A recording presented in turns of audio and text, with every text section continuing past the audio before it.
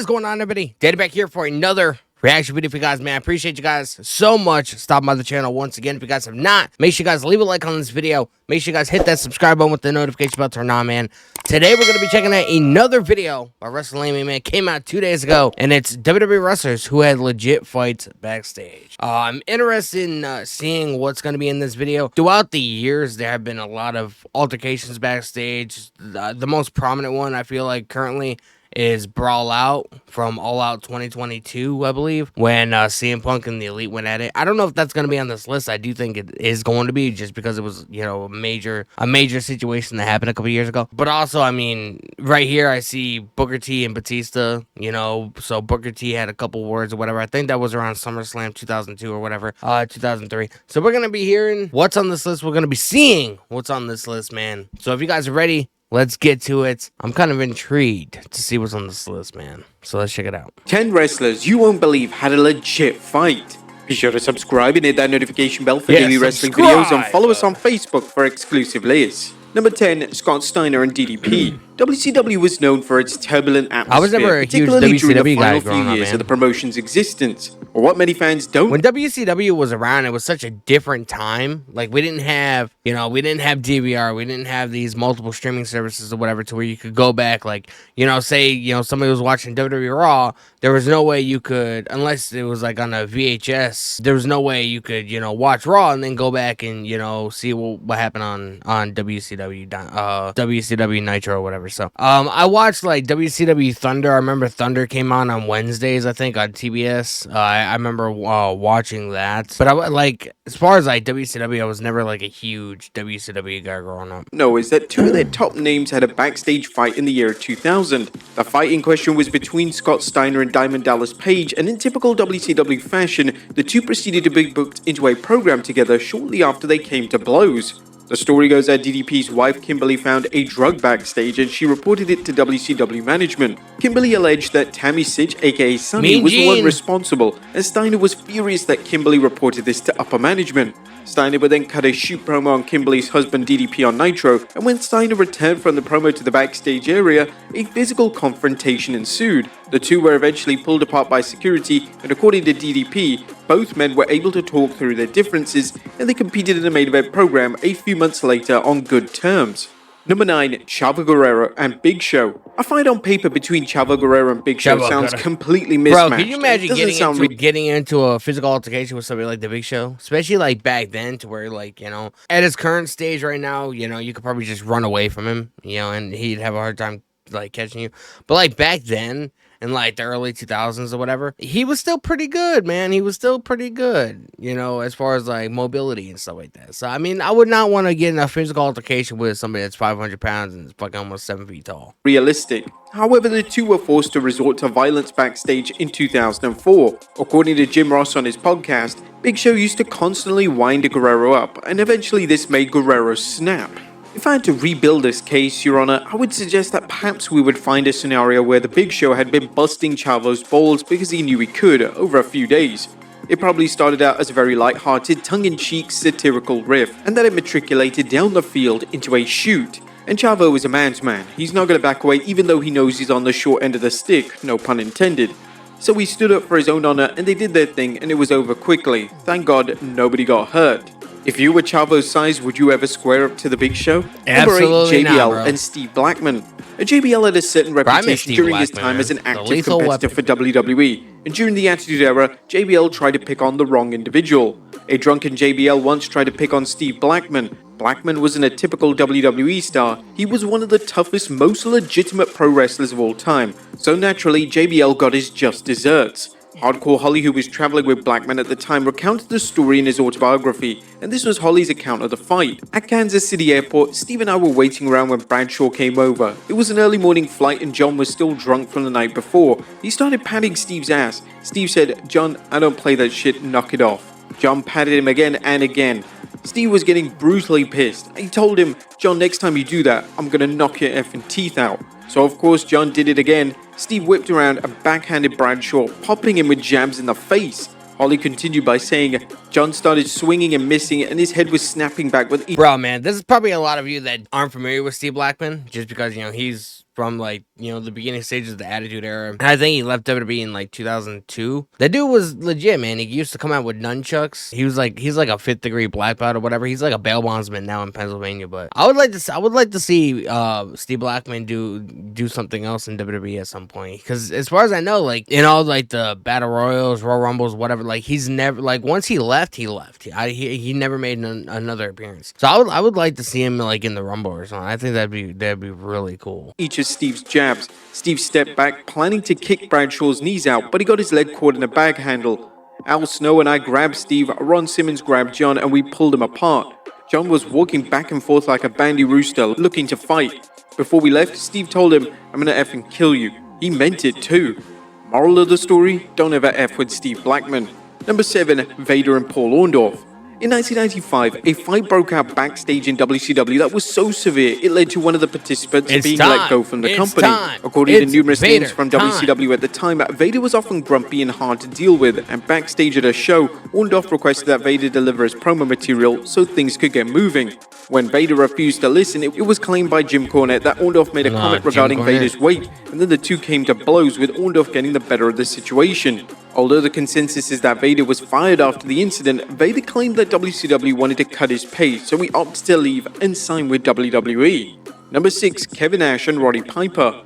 On most occasions, physical escalation can be avoided if the wrestlers involved just sit and talk things through. However, in 1997 backstage at WCW, Kevin Nash and Roddy Piper had other ideas. A 6-man tag match was set for 97 Slamboree pay-per-view in Charlotte, North Carolina, pitting the NWO's Wolfpack members Kevin Nash, Scott Hall, and Sean Waltman against Ric Flair, Roddy Piper, and NFL star Kevin Green. This is where I said this. I was a guest on a podcast recently, and the question came up: who do I think killed WCW? And I kind of pointed at NWO. Or like, you know, they were the lethal injection into the lifeblood of WCW. Because like towards the end of WCW, like around the time like WWE, you know, and Vince bought them out or whatever, it just seemed like everybody on the fucking roster had some kind of affiliation with NWO. You know what I mean? Like in DX, you know, there was only like a select few guys or whatever. You know, you had the New Age Outlaws, you had X-Pac, you had Triple H, you had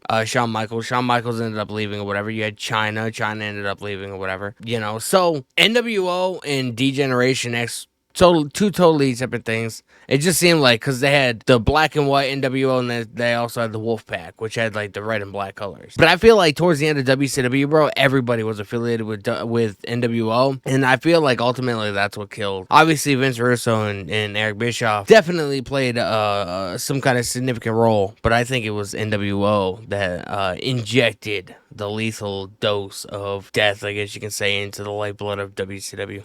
Where the problems between Nash and Piper surfaced as the two disagreed on the planned finish to the match. It also didn't help that both aforementioned names had creative control clauses embedded into their contracts, so something had to budge. Oh my fucking Whilst God. Piper's team eventually got the win, Nash claimed that Piper didn't stick to the plan, and this is where the backstage fight surfaced from. According to Piper, he was in the dressing room when Nash kicked the door open. Piper hit Nash with a takedown, and then the two were separated. Nash's account is different, as he claims that he attacked Piper when he jumped out of his seat. Nash then said that he knew that Piper was going to come at him, so he hit him with an open hand slap. Number 5, Arn Anderson and Disco Inferno. Bro, Disco Inferno is the biggest bitch. Disco Inferno is the biggest bitch in pro wrestling, bro. Have you heard the guy fucking speak? For somebody that's as irrelevant as him, he sure has an awful lot to say on social media. I think Disco Inferno, his entire career, he was like below a mid-carder. I wouldn't even give him the distinction of classifying him as a mid-carder. He was a couple tiers below being a mid-carder. He has an awful lot to say on social media, that's all I'm gonna say. The most respected pro wrestlers of all time. When Disco Inferno disrespected him in WCW, Inferno found out the hard way as to why Anderson was so respected amongst his peers. According to Anderson on his podcast, Inferno had been causing trouble throughout a trip, and when Anderson told him to cut it out, Inferno antagonized him, and it resulted in Inferno receiving a slap. So we get our bags, we go into the rental car bus. Now it's a smaller area, close proximity. He starts again. He's goofing on him, but I could see he ain't getting over. He's now getting red in the face. I just leaned in and looked at him and said cut the bullshit out. We're all tired as F, and we're not gonna get any sleep. Oh, what are you gonna do, beat me up horseman style, was his reaction. So I slapped the shit out of him and said, no, that's Marty Lawn style. so I cupped him pretty good and he got a blank look on his face, and that's the real story. He shut up. Number 4, William Regal and Sid. William Regal is an incredibly tough individual, and when Sid tried to grab him by the throat in the hotel room, Regal quickly countered and put him in a painful submission. Regal gave his account of the story on his podcast, and the wrestling legend stated, "I have no idea what possessed him to do this. Sid has grabbed me around the throat from behind and has gone, I've got him now." Well, that didn't last long because he's got his big daft head in there with all his curly hair. So I just grabbed his hair, I've dragged him over the top of me, and I've stuck him in a grovet on the floor. In terms of Sid's motives for attacking Regal, nobody knows. It's possible that Sid was playing around, yet things quickly got out of control. Number 3, Andrade and Sammy Guevara. One of the stories that dominated wrestling headlines in 2022 was... I feel like out of all the situations that we've seen, this is sort of on the lower tier. Because, like, it happened, and I remember when it happened at a Dynamite. Sammy Guevara was talking shit, and I think Andrade smacked him in the face or something. Sammy Guevara was actually in the main event that night with Jericho. Andrade was scheduled for the show, but he ended up getting suspended mid-show, and he had to leave. So plans have changed. Sammy Guevara, as far as I know, he was fine. He wasn't suspended, but Sammy Guevara got smacked by fucking Andrade. Was the AEW Backstage fight between Andrade and Sammy Guevara. The two were feuding on social media, and fans assumed that this was strictly kayfabe. However, the next time the two were on TV, they came to blows. Dave Meltzer reported via the Wrestling Observer that Andrade was trying to get fired. Andrade is trying to get fired. There's a few people, and it's not that many. It's like 3 that want to leave AEW, and Andrade is one of them. Tuesday night, they were talked to, both of them, and they were told no fighting. Andrade was told that you're not going to get fired if you fight, but you will be sent home. And Andrade said, don't worry, nothing's going to happen. There's going to be no fighting. Sammy said the same thing. Nothing's going to happen. They had security there. Everybody was warned ahead of time. This wasn't the first time that Gavara had been involved in backstage physicality, as just a few months prior, he was reportedly slapped around the face by Eddie Kingston.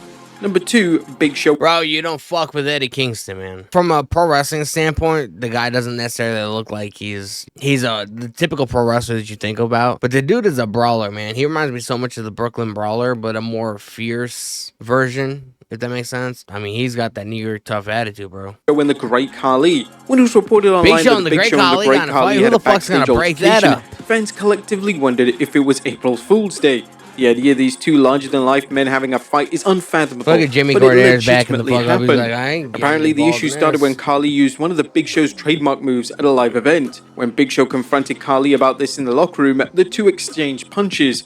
Witness accounts say Big Show tripped over a chair and Khali got on top of the former WWE champion. This would be the end of the issues between the two, as the violence seemed to magically squash their beef. And number 1, Eddie Guerrero and Kurt Angle, man. One of the standout rivalries of the Ruthless Aggression era. Bro, could you imagine being backstage and seeing fucking Big Show and Great Khali fight? Like, who the fuck is gonna break that up? Like, who's gonna get involved? I'm not. Do you want your life to end? That's what I'd be thinking, man.